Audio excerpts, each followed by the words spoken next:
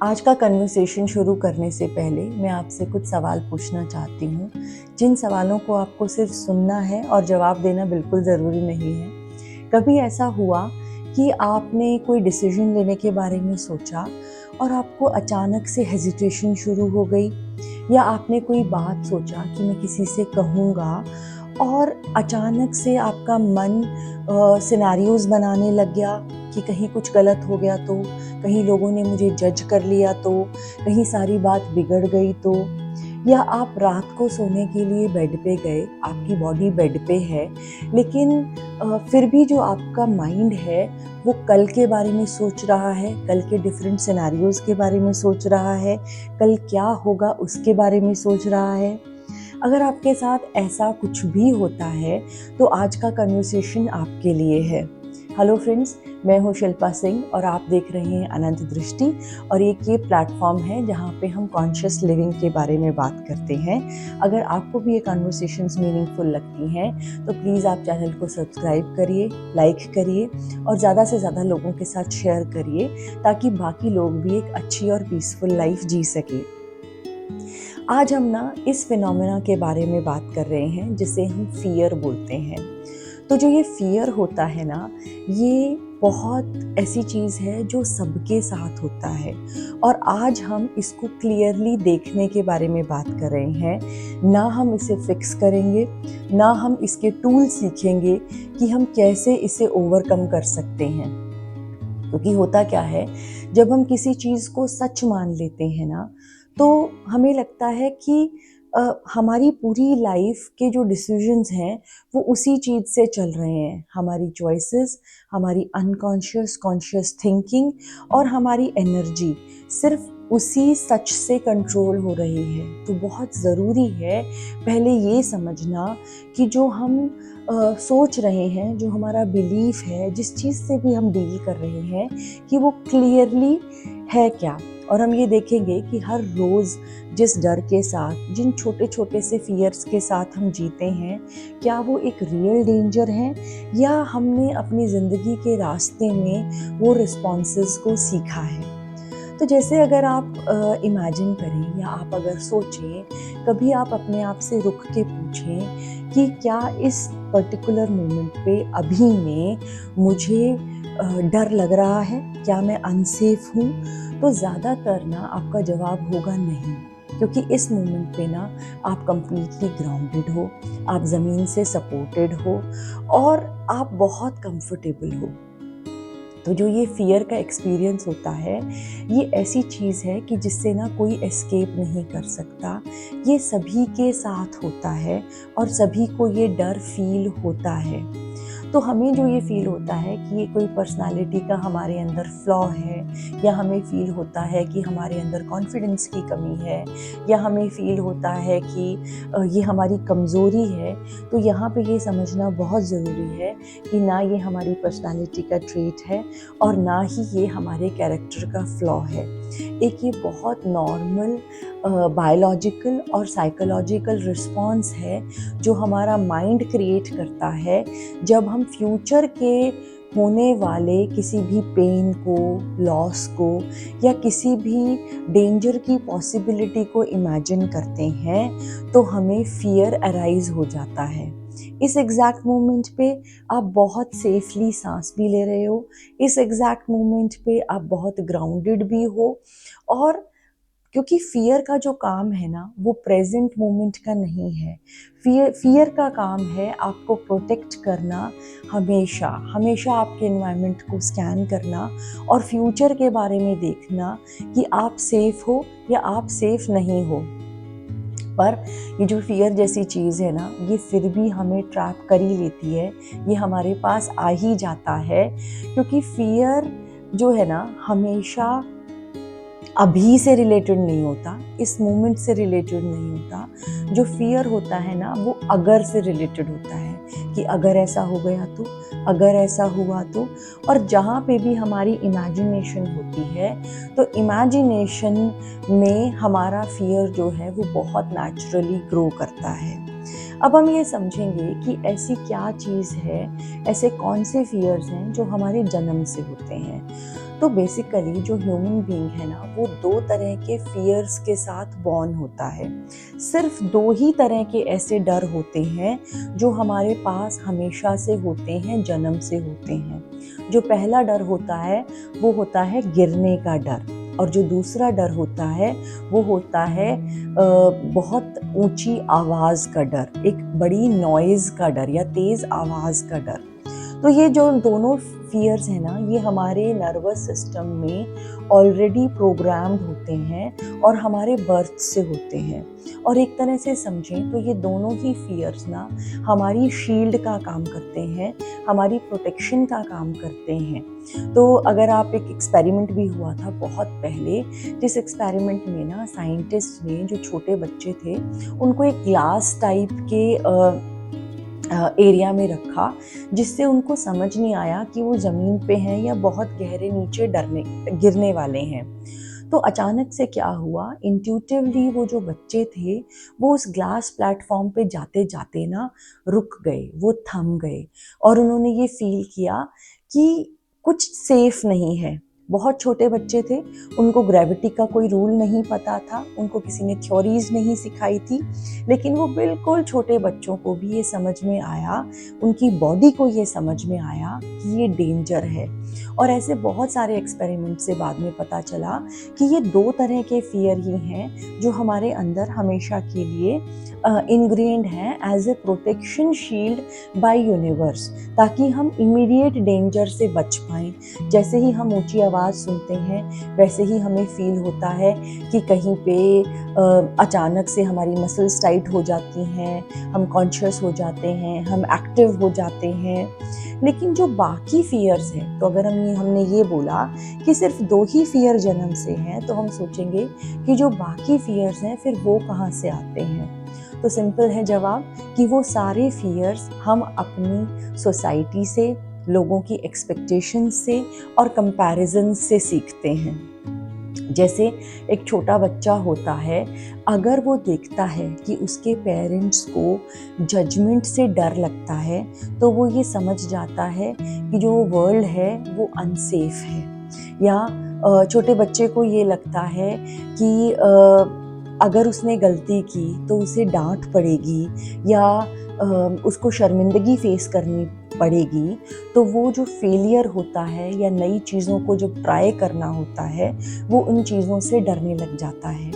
या हम ये बोलें कि जब उसे ये समझ में आता है कि उसको कुछ अचीव करना पड़ेगा तभी उसे पेरेंट्स से प्यार और एप्रिसिएशन मिलेगा, तो उसे समझ में आने लग जाता है कि जो ये एक्सेप्टेंस है इसके लिए उसे कुछ ना कुछ परफॉर्म करना पड़ेगा, वो पेरेंट्स के पास से अनकंडीशनली नहीं आएगा।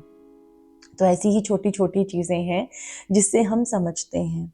अब हम बात करते हैं कि अगर इसको हम और थोड़ा सा डेप्थ में जाके देखें तो हमें एक सिंपल सी बात समझ में आने लगती है कि सिचुएशंस अलग अलग हो सकती हैं, पर जनरली जो ज़्यादातर रूट्स हैं ना, वो किसी भी प्रॉब्लम की, चाहे वो रिलेशनशिप की प्रॉब्लम हो, चाहे वो करियर की प्रॉब्लम हो, चाहे वो पेरेंटिंग की प्रॉब्लम हो, चाहे वो मनी की प्रॉब्लम हो, वो कुछ ही कोर बिलीफ से आती हैं, कुछ ही कोर तरह के फियर से आती हैं। तो आज हम बात करेंगे ऐसे 5 तरह के फियर्स जिससे मेजरली हम रोज़मर्रा की अपनी ज़िंदगी में देखते हैं, उन डर का हम सामना करते हैं। तो सबसे पहला जो डर होता है वो डर होता है फेलियर का डर। अगर हम फेलियर की डर की बात करें तो ये फेल होने के डर से ज़्यादा अपने आप का गलत प्रूव करने का डर होता है। और इस वजह से क्या होता है कि लोग जो होते हैं अपने डिसीजंस को डिले करते हैं और वो पहले से ही मान लेते हैं कि उनसे नहीं हो पाएगा, तो वो उस चीज़ के लिए क्या करते हैं, फिर ट्राई ही नहीं करते हैं और उनका माइंड ये स्टोरीज बनाने लग जाता है कि मुझसे नहीं होगा। जो दूसरा डर होता है वो होता है हमारे रिजेक्शन का डर। ये भी बहुत सारे लोगों में पाया जाता है।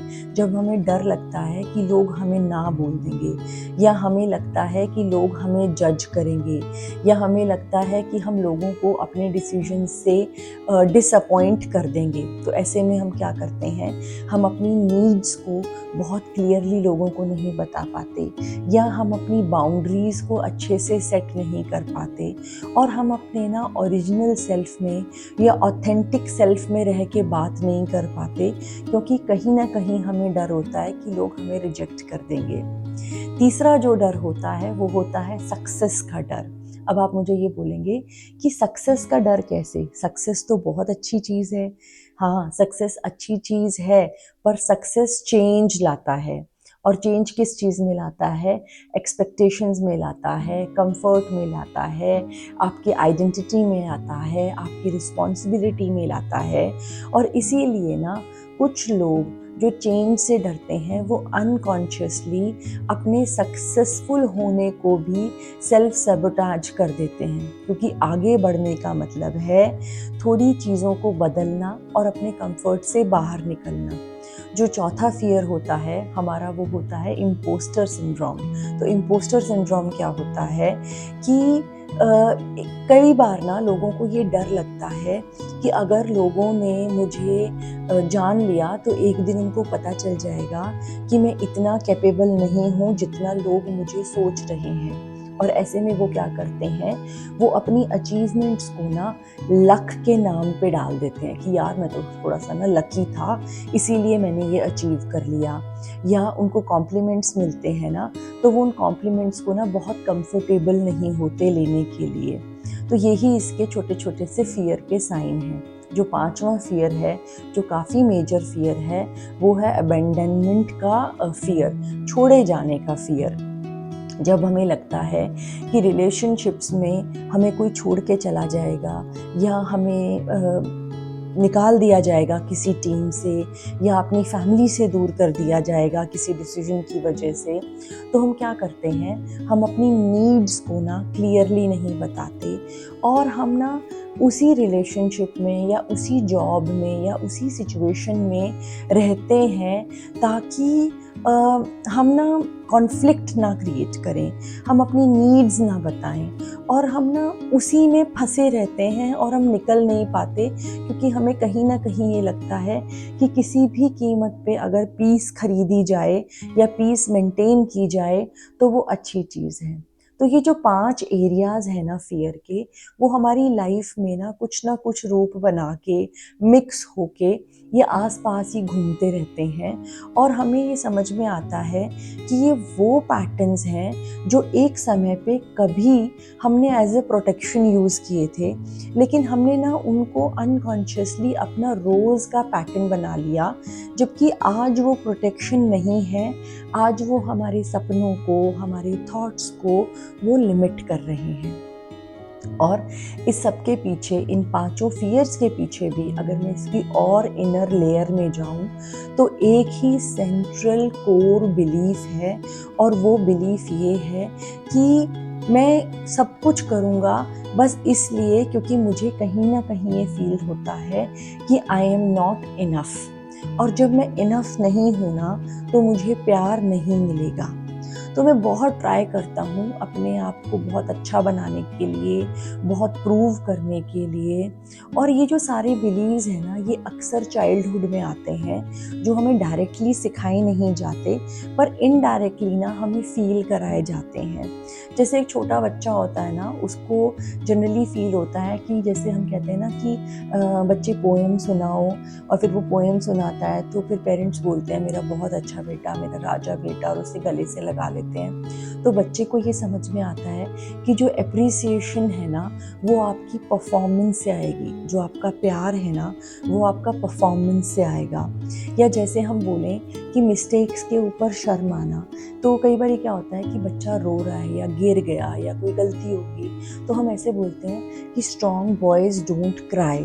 तो वो भी एक इस तरह का थॉट प्रोसेस है जो हम पहले सीड इन कर देते हैं कि गलती होना एक बुरी चीज़ है और आपको रोना भी नहीं चाहिए और आपसे गलती होनी भी नहीं चाहिए।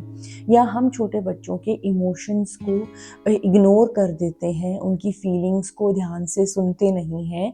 तो इस तरह की चीज़ें हमारे चाइल्डहुड से आती हैं। अगर मैं एडल्ट लाइफ की बात करूं कि एडल्ट लाइफ में आने के बाद ये चीज़ें, ये पैटर्न्स कैसे शो होते हैं, तो जैसे अगर हम ये बात करें कि मनी की चिंता या पैसे की चिंता जो होती है ना, वो जनरली एक तरह का डर होता है कि कहीं मैं अपनी जिम्मेवारी को ठीक से ना निभा पाऊँ। बहुत सारे लोग होते हैं जो ओवर वर्क करते हैं या वर्कोहॉलिक बोल के अपने आप को बहुत प्राउड फील करते हैं। तो ये भी समझना है कि वो अचीवमेंट नहीं है, वो कहीं ना कहीं अपनी वैल्यू या वर्थ प्रूव करने का तरीका है कि लोग मुझे इस तरह से एक्सेप्ट कर लें। या बहुत सारे ऐसे लोग होते हैं जो परफेक्शनिस्ट होते हैं, उन्हें लगता है कि हर चीज़ परफेक्शन से होनी चाहिए, पर जो उसका कोर अंदर से इन डेप्थ डर निकल के आता है वो ये होता है कि उन्हें रिजेक्शन का डर होता है, उन्हें फेलियर का डर होता है, उन्हें गलती में, मिस्टेक में, लोगों के सामने गलती होने के बाद फेस करने का डर होता है। तो अब हम ये समझेंगे कि ये जो डर हैं, जो हमने इतने सारे डर समझे, तो उनको हमारा जो ब्रेन है वो क्यों, उसका क्या रोल है इस सारी स्टोरी के अंदर। देखिए, जो हमारा ब्रेन है ना, वो एक ऐसा मैकेनिज्म है जिसको इसलिए डिज़ाइन किया गया था कि वो पोटेंशियल डेंजर को समझ सके और पोटेंशियल डेंजर को देख सके। तो ब्रेन का ना एक हिस्सा होता है जो हमेशा आपके आसपास का एनवायरनमेंट चेक करता रहता है कि आप सेफ हो या नहीं। अगर आप उसमें फ्यूचर सिनेरियो इमेजिन कर रहे हो तो फ्यूचर सिनेरियो में वो इमेजिन कर देगा। अगर आप प्रेजेंट सिनेरियो में चेक करोगे तो प्रेजेंट सिचुएशन में वो चेक कर देगा कि आप सेफ हो या आप सेफ नहीं हो। तो ये जो ब्रेन का हिस्सा है ये इसीलिए था कि जब आप केव्स में थे, जब आप जंगलों में थे, जब आप केवमैन की तरह रहते थे, कि आपको किसी भी तरह का कोई भी फिजिकल डेंजर ना हो। लेकिन अगर हम मॉडर्न सोसाइटी की बात करेंगे तो मॉडर्न सोसाइटी में ना अब फिजिकल डेंजर नहीं रहे हैं। अब मॉडर्न सोसाइटी में मेजरली इमोशनल फियर्स हैं, इमोशनल डेंजर्स हैं, छोड़े जाने का डर या इस तरह के रिजेक्शन का डर या फेलियर का डर, इस तरह के इमोशनल रिजेक्शंस के डर हैं। या हमारे आज की डेट में जिसे हम बोलते हैं कि ऐसे डर हैं जो कि बहुत ही इमेजिनरी डेंजर हमारा दिमाग बनाता है, वो वाले डर हैं। लेकिन जो ब्रेन है ना, वो उस हिसाब से हमारा डेवलप नहीं हुआ कि वो डिफरेंशिएट कर पाए कि वो इमोशनल डेंजर है, इमेजिन्ड डेंजर है, कि रियल फिजिकल डेंजर है। तो वो हर सिचुएशन में ना आपकी सेफ्टी, आपकी सिक्योरिटी को प्रोटेक्ट करने की कोशिश करता है और उस हिसाब से आपका एनालिसिस क्रिएट करता है। तो अभी हुआ क्या कि ब्रेन को इस तरह से हमें ये पता चला कि उसको आपकी खुशी से या आपकी ग्रोथ से मतलब नहीं है। ये ब्रेन सिर्फ आपके सेफ्टी को, आपके कंट्रोल को, आप चीज़ें बहुत सेफ फील कर रहे हो उसको मानता है। और जब ब्रेन ऐसा करता है तो एक तरह से हम ये बोल सकते हैं कि जो फेमिलियर है, जो बिल्कुल आपको ऐसा लग रहा है कि ये ना मैं इसको जानता हूँ, this is a kind of known devil.